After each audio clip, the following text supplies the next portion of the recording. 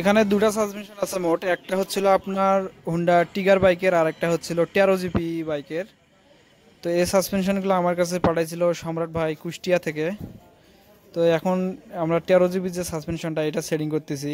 এটাতে অয়েল লিকেজের সমস্যা ছিল, তো এটা একদম ইনশাল্লাহ 100-তে 100 ওকে করে দিব। দেখতে পাচ্ছেন এটা সেটিং করতেছি। আরেকটা আপনার হুন্ডা টিগার বাইকের, সেটা কিন্তু অলরেডি আমরা সেটিং করে রাখছি, ওই পাশে দেখতে পাচ্ছেন।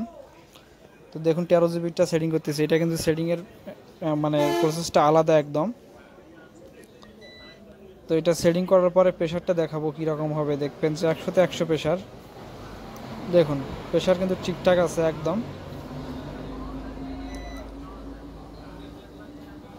তো এই সাসপেনশনগুলো সম্রাট ভাই পাঠাইছিল, ওনার সাথে আমার কথা হয়েছিল, হওয়ার পরে কুরিয়ারের মাধ্যমে উনি সাসপেনশন দুইটা পাঠায়।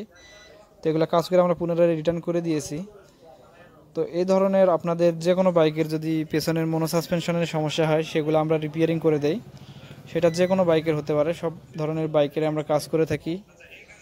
তো যাদের আপনাদের বাইকের পেছনে সাসপেনশনের সমস্যা আছে, মনো সাসপেনশনগুলো, এগুলো কিন্তু খুবই অল্প টাকায় আমরা রিপেয়ারিং করে দেই।